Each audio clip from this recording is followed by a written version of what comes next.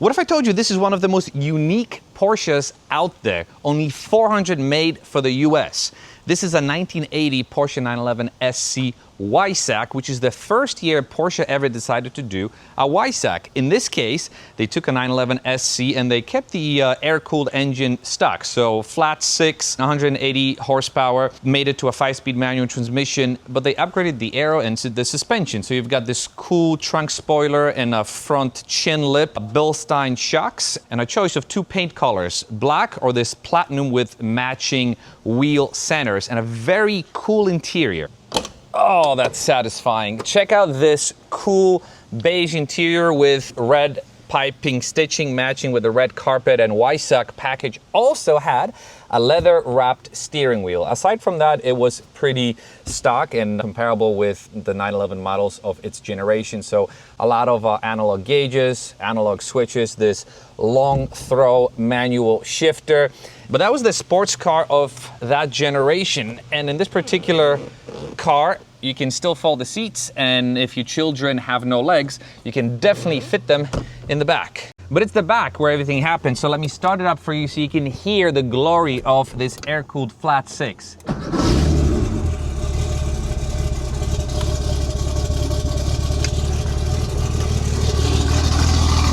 Now, the owner of this car tells me that he believes the car has been cammed, which is why you hear that potato, potato, potato, potato, potato, potato, potato sound.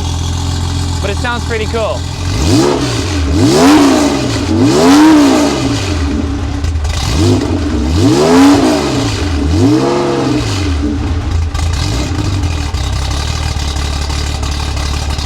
We are going to go for a drive. I'm also going to put it up on the lift so you can see underneath. But let's first take a look at the engine, which is the heart of this car. Air-cooled, flat six, 3-liter engine.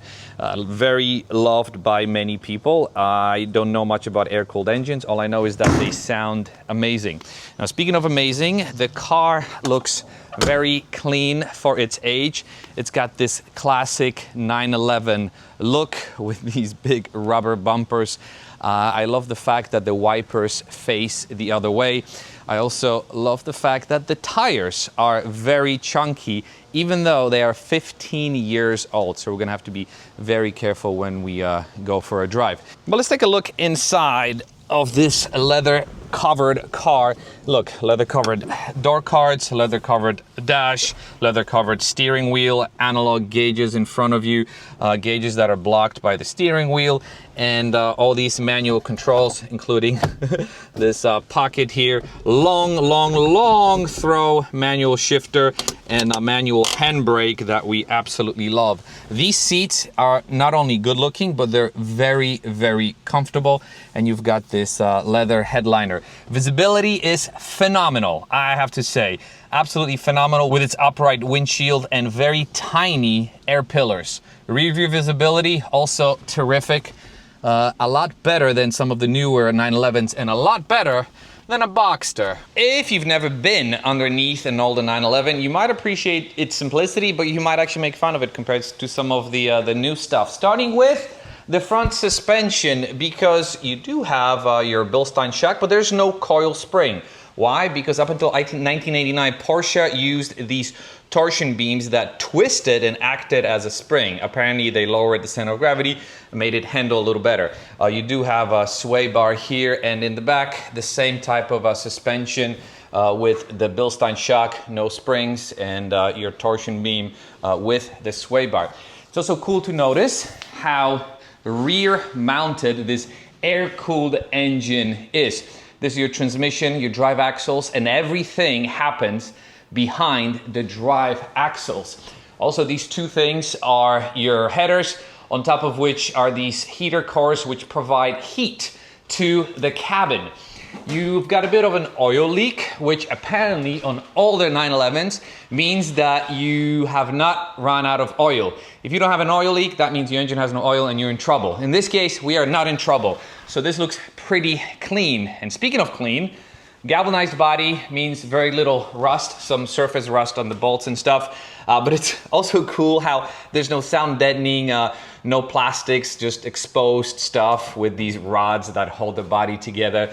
You have a functional bumper absorber on the bumper and a crumple zone in case someone hits you.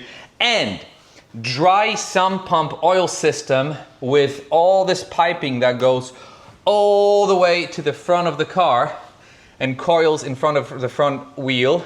Yes, it is leaking, it is leaking.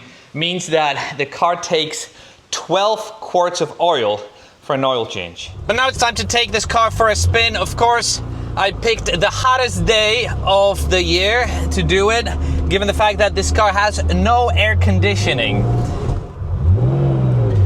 All right, acceleration.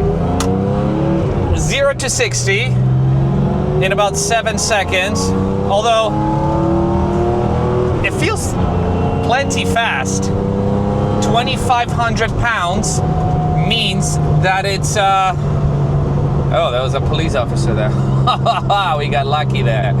2,500 pounds means that the car feels nimble, but by today's standards it's absolutely slow. Also by today's standards the suspension feels pretty sloppy, and the tires are 15 years old, so that contributes to it. But that doesn't matter, because when you buy a car like this, you don't buy it to have the ultimate performance machine. You buy it to enjoy the 1980s technology. And in 1980s, this car was at its peak. Sounds fantastic. Handles like a rear engine car because of its weight distribution, 65% in the back. So it definitely is a handful, especially if you push it hard. In this case, we won't be pushing it hard because the car is not mine. We're gonna do another acceleration run, then take it on a twisty, because that's where the car belongs.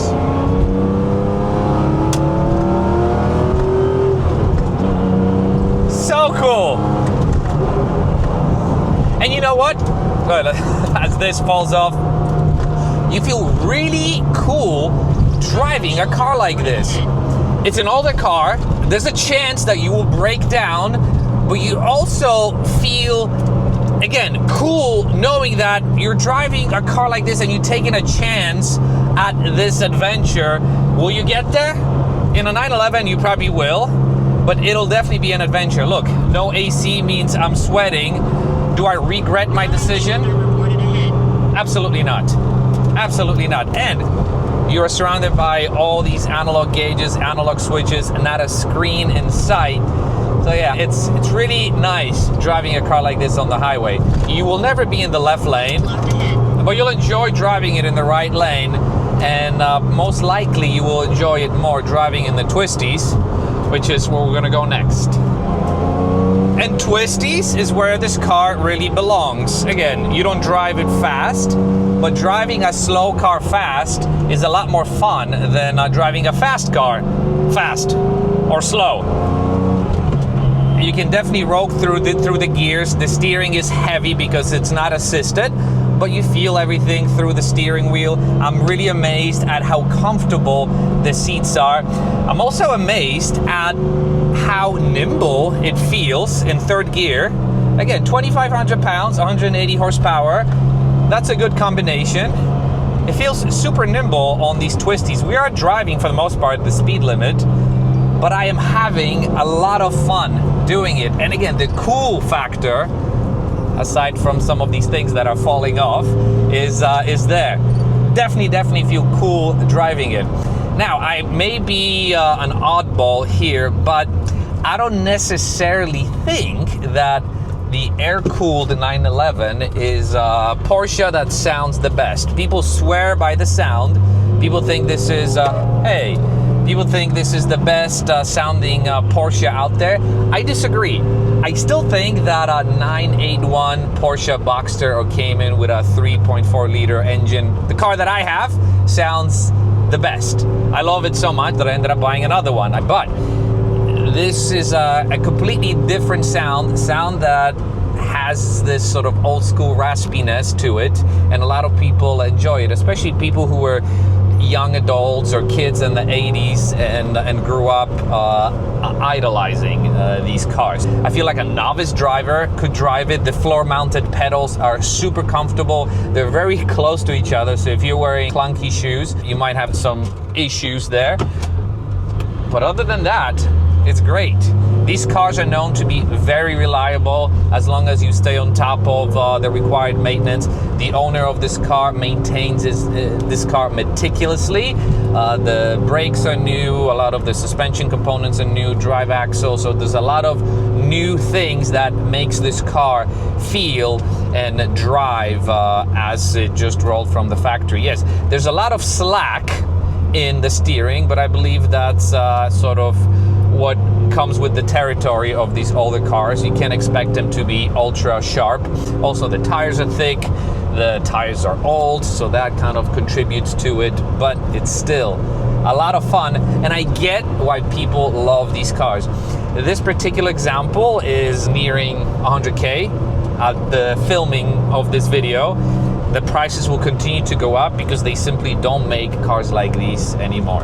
2,500 pounds, 5-speed manual, flat 6, 3-liter air-cooled engine, and in this particular example, a very cool Weissach package, which makes you the most unique Porsche driver in your area. I know definitely in my area it is. And I also have to say, nowadays everyone is all about a short throw shifter, but there is something to say about a long throw floor mounted shifter. It is such a cool experience because you've got these long throws and it takes you a while to do that. You're not rushing into these shifts, and maybe that's what sort of makes it for more of a unique drive. You're never anxious, you're never sort of angry driving this car. You're always in a good mood because what's not to like? I absolutely love it, and I'm curious to hear what you have to say about this car. Do you think I should get an older car added to my stable? I don't think it would be an older 911. The prices are pretty high, but I am enjoying this older experience. So I'm taking ideas. Why don't you let me know what my next older car should be? And over the winter, we're gonna think about it because I really am enjoying this older experience. See, I'm giggling. Absolutely awesome. And I'm one of the slowest cars on the road. Anyways, thank you very much for watching. I'll see you in the next video. Bye-bye.